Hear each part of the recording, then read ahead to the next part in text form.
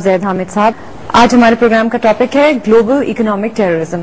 پچھلی بار ہم نے اختتام کیا تھا اپنے پروگرام کا اس بات پر we discuss the origin of paper money, اس کی شروعات کے بارے میں ہم نے بات کی تھی. وداؤٹ فردر اڈو میں حوالے کروں گی زید صاحب کے کہ وہ تھوڑا سا ہمیں سمرائز کر دیں پچھلی بار جو ہم نے بات کی تھی اور اس سے آگے کنٹینیو کریں. جی زید صاحب. دیکھیے ہے نا، پچھلے 2 پروگراموں میں ہم نے وہ تاریخ ڈسکس کی تھی اور اسٹڈی کی تھی کہ جس کے نتیجے میں یہودیوں نے یا زائنسٹ نے یہ نظام جو کئی سو سال سے جس پر یہ کام کر رہے تھے بالآخر لا کر فیڈرل ریزرو اور انٹرنل ریونیو سروس کی شکل میں امریکن قوم پر مسلط کر دیا 1913 میں. ہم نے بہت تفصیل سے 2 پروگرامز پہ ڈسکس کیے. ہم نے فرسٹ ورلڈ وار ڈسکس کی، ہم نے کریش آف 1929 ڈسکس کیا، ہم نے وہ تمام تاریخی اسباب ڈسکس کیے کہ جس کے تحت یہ معاشرے میں منی سپلائی کنٹرول کرتے تھے. وہ کبھی پیسہ چھوڑ دیا مارکیٹ میں، کبھی کھینچ لیا. اس کے نتیجے میں کس طرح انہوں نے گولڈ کرنسی غائب کی، کس طرح انہوں نے پیپر کرنسی کا اجرا کیا، کس طرح انہوں نے امریکن قوم کو کہ ڈالرز کو ڈی ویلیو کیا، $20 این آؤنس سے $35 این آؤنس اوور نائٹ اس کو کر دیا. وہ تمام فساد اور فراڈ جو یہ کرتے چلے آئے ہیں یہ تاریخی ہیں، یعنی وحشت ناک ہے یقین اگر ہم اس کو صحیح الفاظ استعمال کریں تو. اور یہ ایسا سامری کا جادو ہے کہ جو سوائے ابلیس کے ذہن کے کسی اور انسان کے ذہن میں یہ نہیں آ سکتا تھا کہ یہ فتنہ گری کس طرح کی جا سکتی ہے، انہوں نے کی. مگر سوال یہ آتا ہے کہ بڑا لاجیکل سوال ہے کہ کیا امریکن قوم کو نظر نہیں آ رہا تھا کہ اس کے ساتھ کیا ہو رہا ہے؟ یہ نظر آ رہا تھا. دیکھیے بہت شروع سے جب سے یہ یہودی امریکہ میں آ کر آباد ہونے شروع ہوئے ہیں، امریکہ کے فاؤنڈنگ فادرز میں بھی یہ بحث چلی ہے کہ کیا یہودیوں کو اپنے درمیان میں ہم لا کر آباد کریں اور ان کو اتنا طاقتور ہونے دیں کہ یہ معاشرے کی منی سپلائی کنٹرول کریں. کیونکہ انہوں نے آتے ہی بینکس بنانے شروع کر دیے تھے، آتے ہی انہوں نے منی سپلائی کنٹرول کرنا شروع کر دی تھی. اور اتنی اسٹرانگ کمیونٹی تھی یورپ میں. یہ کیونکہ یہ سارے جو امریکہ میں آباد لوگ تھے یورپ سے آئے تھے، ظاہر امیگرینٹس ہیں سارے، اور یہ یورپ میں دیکھ چکے تھے کہ یہودی کیا کرتے ہیں. تاریخ سب کو معلوم ہے، بیوقوف لوگ نہیں تھے وہ. لیکن یہ اپنی جنگوں میں، اپنی تعمیر و ترقی میں، اپنے ملک کو آزاد کرانے میں انگریزوں کے ساتھ بھی ان کی جنگ چل رہی تھی. اس کے باوجود یہ اس بہت سخت پریشان تھے اس بات پر کہ یہودی ہماری صفوں کے درمیان آ کر کیوں آباد ہو رہے ہیں. اینڈریو جیکسن نے، جیسے ہم نے بات کی تھی 1936 میں، اس نے ان کو ڈین آف وائپرز اینڈ تھیوز کا لفظ استعمال کیا تھا. یعنی ایک سانپوں اور چوروں کا گڑھ یہودیوں کو انہوں نے یہ کہا تھا. اور تھیوز یہ وہی لفظ ہے جو یاد کیجئے کہ جو عیسیٰ علیہ السلام نے جب when he goes to Jerusalem، جو پچھلے پروگرام میں ہم نے بتایا تھا کہ مارک 11 نیو ٹیسٹمنٹ میں عیسیٰ علیہ السلام نے جا کے جو سودخوروں کی میزیں الٹی تھی اور مندر اور ان کے عبادتگاہ میں جا کے یہودیوں کو، سودخوروں کو مارا تھا، تو انہوں نے بھی ایگزیکٹلی یہی لفظ استعمال کیے تھے کہ you have turned it into a den of thieves. یعنی یہ الفاظ اینڈریو جیکسن نے یقیناً بائبل سے لیے ہوں گے، کیونکہ ایگزیکٹ وہی الفاظ ہیں جو عیسیٰ علیہ السلام نے استعمال کیے تھے. ابراہم لنکن کو اس بات کا پورا اندازہ تھا اور اس نے ان کو روکنے کی کوشش کی. بلکہ اس نے یہاں تک اینڈریو جیکسن اور ابراہم لنکن نے تو کوشش یہ کی کہ ان کے الفاظ یہ تھے کہ اگر ہمیں اللہ نے اجازت دی تو ہم تمہیں جڑ سے اکھاڑ کے پھینک دیں گے امریکہ سے. لیکن مقصود شاید اس طرح کا ہی تھا کہ جیکسن نہیں کر سکا، ابراہم لنکن کو انہوں نے قتل کرا دیا. مگر یہ نہیں کہ امریکہ کے بڑے بڑے لوگوں کو اس کا علم نہیں تھا. دیکھیے جو سب سے بڑی موٹر کار کمپنی امریکہ میں 19ویں صدی کے آخر میں بنی وہ فورڈ موٹر کار تھی. ہنری فورڈ اس کا مالک تھا. ہنری فورڈ نے ایک بہت ہی شاندار کتاب لکھی، اس کا نام دی انٹرنیشنل جیو تھا. اور اس نے یہ لکھا کہ صاحب پوری دنیا میں جتنا فساد برپا ہو رہا ہے وہ یہودی کر رہے ہیں. امریکہ سے لے کر سوویت بولشوک ریولوشن سے لے کر پوری فرینچ ریولوشن سے پوری دنیا میں اور امریکن معاشرے پہ جس طرح ان کا کنٹرول ہے، جس طرح میڈیا کو کنٹرول کر رہے ہیں، جس طرح بینکنگ اور فائنانس کو کنٹرول کر رہے ہیں، حتیٰ کہ جس طرح اسکول اور ایجوکیشن سسٹم کو کنٹرول کر رہے ہیں، جس طرح میڈیکل پروفیشن کو کنٹرول کر رہے ہیں، جس طرح لیگل پروفیشن کو کنٹرول کر رہے ہیں. یعنی ایک پورا جو قبضہ اور غلبہ یہودیوں کا ہو رہا تھا، ہنری فورڈ نے اس کو دیکھا، ایک کتاب مرتب کی.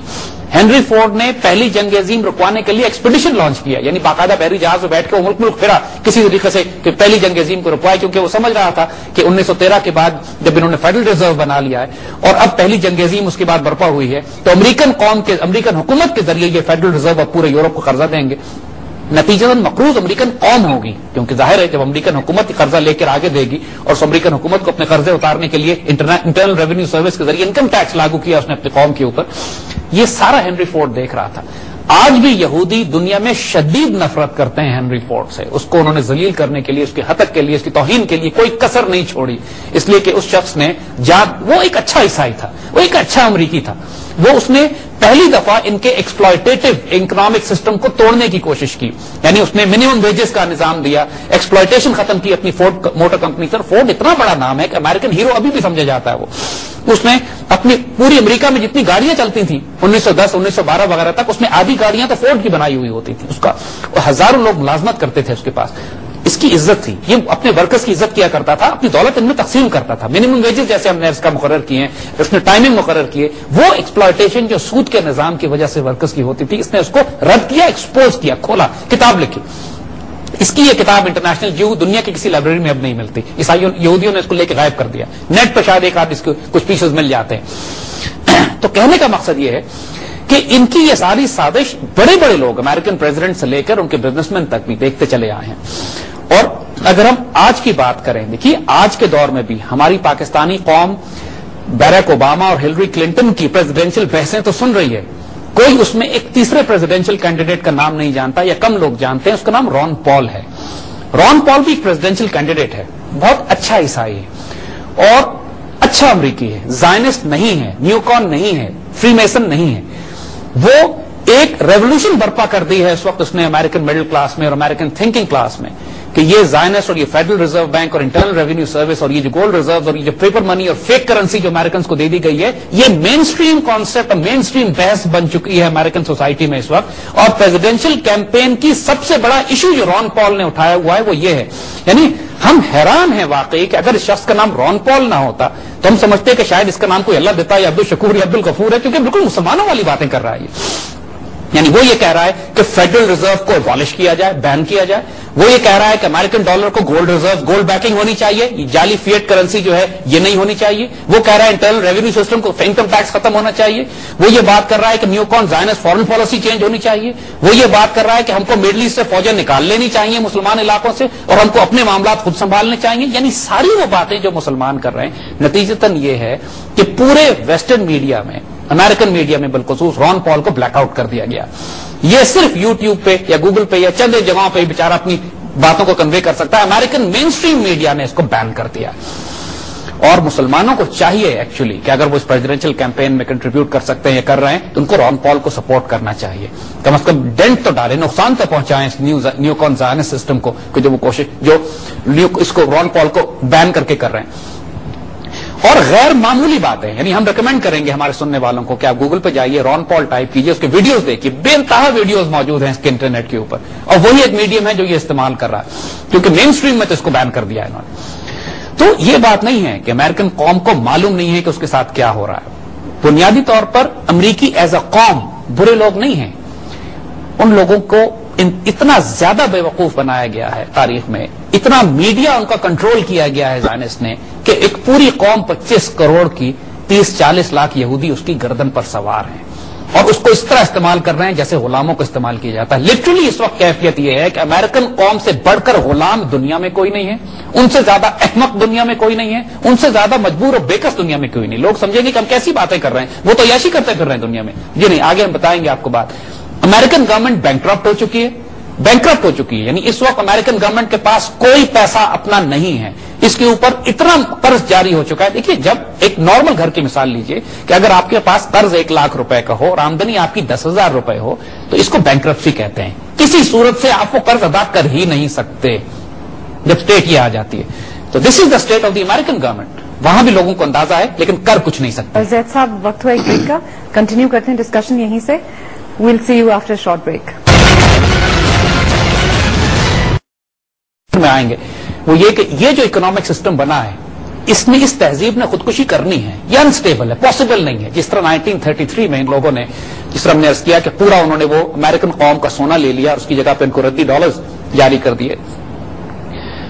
That was the experiment, that was the time जब इन्होंने एक्सपेरिमेंट करके देखा कि अगर हम कौम का सोना लेते हैं तो कौम मजाहमत करती है या नहीं। उस वक्त तक अमेरिकन कौम इतना इनके काबू आ चुकी थी कि किसी ने मजाहमत नहीं की, लोगों ने अपना सोना ले जाकर इनके हवाले कर दिया, रसीदें ले ली। अगले साल इन्होंने फिर मजाक किया, 41% डिवैल्यू करके उस पेपर करेंसी को। देखिए, पेपर करेंसी का मामला ये होता है कि उसको वैल्यू आप अपनी मर्जी से देते हैं। आज ये कहते हैं कि ये $40 का आउंस होगा, कल कहते हैं $20 का आउंस होगा। کس قاعدے کے تحت کس قانون؟ کوئی قانون نہیں ہے. یہ صرف ایک حکومت کی سختی، حکومت کی ایک طاقت اور ان یہودیوں کی پلاننگ ہے جس کے تحت یہ ڈیویلیو کرتے ہیں پیپر کرنسی کو. یہ سارے ایکسپیریمنٹس کر کے دیکھ رہے تھے سیکنڈ ورلڈ وار سے پہلے 1933 1934 میں. 1939 کا ہم نے ذکر کیا تھا کہ دوسری جنگ عظیم وہ آبجیکٹو جو پہلی جنگ عظیم میں یہ پورے نہیں کر سکے تھے. دیکھیے پہلی جنگ عظیم میں جو آبجیکٹو ان کے تھے خلافت اسلامی کا انہوں نے تباہ کیا، پورے مڈل ایسٹ کو ری ڈرا کیا، پورے مڈل ایسٹ پہ انہوں نے نقشے نئے بنائے.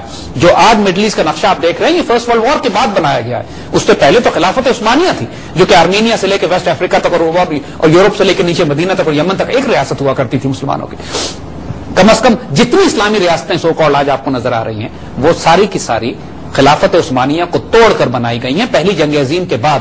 ان کے نقشے چرچل نے امریکیوں اور فرانسیسیوں کے ساتھ مل کر ٹیشو پیپرز پہ ڈرا کیے تھے. اس طرح یہ نقشے بنے ہیں جو آپ کو آج مڈل ایسٹ کے نقشے نظر آ رہے ہیں. لٹرلی حیثیت ان ملکوں کی انہوں نے اس طرح یہ تھا، مسلمانوں کو چھوٹی چھوٹی قوموں میں توڑنا تھا. تو پہلی جنگ عظیم کے جو ان کے آبجیکٹوز تھے اس میں بیلفور ڈکلیریشن تھا کہ جس میں برٹش حکومت نے روس چائلڈز کو خط لکھ کے یہ کہا کہ آپ پوری دنیا کے زائنس اور یہودیوں کو بتا دیجئے کہ ہم اسرائیل کی ریاست آپ کو دینے جا رہے ہیں. انہوں نے IRS اور فیڈرل ریزرو بنا کر جو 1913 میں بنایا اور اس کے چند ماہ کے بعد جنگ شروع ہوئی، پوری امریکن قوم کو مقروض کیا اس دور میں، کیونکہ امریکن حکومت نے ان سے قرض لے کے پہلی جنگ عظیم میں جو خرچے اپنے کیے وہ ان سے قرض لے کر کیے. تو یہ بڑے بڑے آبجیکٹوز ان کے تھے وہ انہوں نے فلسطین میں انگریزوں نے تسلط اپنا قائم کیا، راہ ہموار کرنا شروع کی، مگر کام مکمل نہیں ہوا تھا ان کا. جیسے عرض کیا نا کہ یہ 1901 سے لے کر 1945 کے درمیان یہ پوری دنیا میں توڑ پھوڑ اور تباہی مچا رہے تھے، اپنے سسٹم کو ری ارینج کر رہے تھے جس میں امریکن اکانومی کو کنٹرول کرنا بھی تھا، گلوبل اکانومی کو کنٹرول کرنا بھی تھا اور اسرائیل کی ریاست کا قیام بھی تھا جو ان کا لانچ پیڈ بنتی جو آج ہمیں فتنہ اور فساد دنیا میں نظر آ رہا ہے. اس کے لیے تیاری انہوں نے پہلی جنگ عظیم سے پہلے شروع کی ہوئی تھی. انگریزوں نے اس زمانے میں ان کو آفر بھی کی کہ اسرائیل کی ریاست آپ افریقہ میں بنا لیجئے، سوڈان میں بنا لیجئے، کہیں اور بنا لیں. مطلب یہ پروپوزل انگریزوں نے ڈسکس کیے تھے کیونکہ انگریز ان کو ایک ریاست دینا چاہتے تھے، مگر یہودی انسسٹ کر رہے تھے. ظاہر ہے کیونکہ ان کا جو بڑا گیم پلان تھا وہ یہ تھا کہ ہم اسرائیل کی ریاست کو بنیاد بنا کر وہ ہیکل سلیمانی جب تک نہیں بنے گا بیت المقدس میں، مسجد اقصی شریف کو شہید کر کے ہیکل سلیمانی ایک بنانا ہے انہوں نے جو ان کا تخت کا مرکز بنے گا، جس کے بعد یہ حکومت کریں گے سو کالڈ، جن کے بعد ان کے اس دجال نے آنا ہے. یہ سارے فسادات دیکھیے سائملٹینیسلی جب یہ اسرائیل کی ریاست پہ کام کر رہے ہیں تو ساتھ ساتھ مسجد اقصی کو بھی شہید کر رہے ہیں. اس پر ہم آگے بات کریں گے انشاءاللہ. یہ سارے آئیڈیالوجیکل گیم پلان جو پہلی جنگ عظیم میں انہوں نے اچیو کرنے کی کوشش کی مکمل نہیں ہوئے تھے. ایک جنگ ان کو اور چاہیے تھی. قرآن جیسے کہتا ہے کہ جگہ جگہ جنگوں کی آگ بھڑکاتے پھرتے ہیں. انہوں نے پہلی اور دوسری جنگ عظیم میں 5 کروڑ انسان قتل کروائے، پوری دنیا کو تباہ و برباد کر کے رکھ دیا، پوری دنیا کا سونا نوچ کر لے آئے، اپنے فیڈرل ریزرو میں اپنے بینکس میں جمع کر لیا. اسرائیل کی ریاست کا قیام وجود میں لائے، خلافت اسلامیہ کو توڑا اور چھوٹے چھوٹے ملکوں میں اس کو بانٹا، پورے یورپ کو مقروض کر دیا. یہ سارے فساد انہوں نے پہلی اور دوسری جنگ عظیم میں برپا کیے. بریٹن ووڈ کا ایگریمنٹ بنایا. بریٹن ووڈ ایگریمنٹ کی ایک بات دیکھیے جو نوٹ کرنے کی ہے کہ 1934 کے بعد جب انہوں نے دوبارہ ڈالر کو گولڈ سے جوڑا، یعنی انہوں نے یہ کہا کہ $35 کے اوپر ایک آؤنس سونا جو ہے وہ امریکن ڈالر اس سے کنیکٹڈ ہوگا.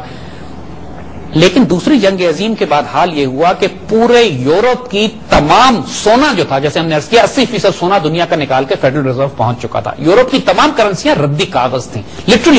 یعنی حال یہ تھا سیکنڈ ورلڈ وار میں کہ پورے مہینے کی تنخواہ ایک ڈبل روٹی خریدنے میں خرچ ہو جاتی تھی. اور حال یہ ہو گیا تھا کہ ان تمام ملکوں میں جہاں جنگیں ہو رہی تھیں، یعنی پولینڈ میں، آسٹریا میں، جرمنی میں، فرانس میں، لوگ کرنسی نوٹ جلایا کرتے تھے گرمی حاصل کرنے کے لیے کیونکہ لکڑی مہنگی تھی، کرنسی نوٹ سستا تھا. یعنی اس طرح ڈیویلویشن ہوتی ہے اس ردی کاغذ کی جس کے پیچھے سونا نہ ہو. دا مومنٹ اکانومی انسٹیبل ہوگی اس کاغذ کو کوئی ہاتھ نہیں لگائے گا. ظاہری بات ہے سونے کو تو ہر کوئی ہاتھ لگاتا ہے لیکن اس کاغذ کو، اس اکانومی کو جو جنگ میں تلاتم میں مبتلا ہو تو نتیجہ یہ ہوتا ہے. یعنی یہ مثال ہم نے افغانستان میں دیکھی تھی. جب افغانستان میں ہم جب تھے تو 10-10 لاکھ افغانی کرنسی کا حال یہ ہوتا تھا کہ 4-5 آدمی کھانا کھاتے تھے تو بل 10 لاکھ افغانی آتا تھا. اگر 1.5 لاکھ پاکستانی کرنسی کو 1.5 لاکھ روپے کی پاکستانی کرنسی کو آپ افغانی کرنسی میں چینج کریں تو آپ کو گدھوں کی ایک لائن چاہیے ہوتی تھی بوریاں اٹھانے کے لیے. یعنی کرنسی کا یہ حال تھا کیونکہ جس ملک کے پیچھے کوئی اکانومی کوئی گولڈ نہ ہو اور پھر اس کے بعد اس میں جنگ بھی برپا ہو اور بے انتہا حکومت ردی کرنسی پرنٹ کرنا شروع کر دے اپنے آپ کو سسٹین کرنے کے لیے تو پھر انفلیشن کا حال یہ ہوتا ہے، افراط زر کا حال یہ ہوتا ہے کہ وہاں پہ لاکھ روپے کی ڈبل روٹی آتی ہے. اور یہ یورپ میں ہو رہا تھا سیکنڈ ورلڈ وار میں. یورپ کے پاس نہ سونا تھا اور کرنسی کا حال یہ ہو چکا تھا. تو تمام یورپ سرنڈر کر چکا تھا ان فیڈرل ریزرو اور یہودی بینکرز کے سامنے اور بینک آف انگلینڈ کے سامنے کہ جو کنٹرول کر رہے تھے اس وقت منی سپلائی اور گولڈ دنیا کا. تو ब्रेटन वुड एग्रीमेंट में इन्होंने फैसला यह किया कि पूरी दुनिया की जो करेंसीज हैं, किसी के पीछे चूंकि सोना नहीं है, लिहाजा सोना है ही नहीं दुनिया में, तो सोना उसके पीछे उसने क्या करना, लिहाजा अब इनको फ्लोटिंग करेंसीज कर दिया जाए, यानी हर करेंसी को मुतय्यन कर दिया जाए डॉलर के साथ, और डॉलर जो है वो मुतय्यन है पीछे $35 टू एन आउंस सोने के साथ। बाकी मसलन उन्होंने कहा ब्रिटिश पाउंड जो है वो 4 पाउंड का एक डॉलर होगा, या फ्रैंक जो है, जर्मन फ्रैंक जो है वो 10 फ्रैंक के बदले $1 होगा। ये सब फ्लोटिंग रेट्स थे इनके। पूरी दुनिया में इन्होंने ये निजाम कायम किया, और इसके नतीजे में इन्होंने पूरी यूरोप को कर्जे देना शुरू किए, जो बात हम पहले कर भी चुके हैं, और यूरोप मकरूज होना शुरू हो गया, पूरा यूरोप मकरूज होना शुरू हुआ फेडरल रिजर्व का, और इनकी करेंसीज फ्लोटिंग हो गई। ये जो निजाम था फेडरल रिजर्व का, कि जिसमें आप एक जाली रद्दी नोट प्रिंट करते हैं, जिस तरह बात हमने पहले भी कही थी कि अगर आपके पास 100 अशरफियां हो सोने की, या 100 रुपए का सोना हो और आप 100 रुपए की रसीदें जारी करें तो फिर तो ठीक है, लेकिन जब आप करोड़ों रुपए की रसीदें जारी कर दें उस 100 रुपए के मुकाबले में, तो बाकी सारी रसीदें जाली हैं, और वो एक ऐसा फ्रॉड और फेक इकोनॉमिक सिस्टम बनता है। और फिर अगर उसको आप इस तरह सोने पे सुहागा कर दें कि आप ये सारा करेंसी इशू करने का कारोबार एक प्राइवेट बैंक को दे दिया जाए जो कि यहूदी हो, और अमेरिकन हुकूमत अपनी करेंसी ना जारी कर सके और वो कर्ज ले, नतीजा ये हुआ कि जिस तरह आप यूरोप को कर्ज दे रहे थे, नहीं जिस तरह अमेरिका यूरोप को कर्ज दे रहा था, उस तरह अगर आप नोट करें तो अमेरिका का अपना डेट भी बढ़ता जा रहा था, क्योंकि अमेरिकन हुकूमत उनसे कर्ज लेती थी और इस कर्ज को आगे देती थी। सो अमेरिकन गवर्नमेंट भी मकरूज होती चली जा रही थी। इंटरेस्टिंग गुफ्तगू हो रही है, मगर वक्त हो गया एक ब्रेक का। हम अभी हाजिर होते हैं ब्रेक के बाद।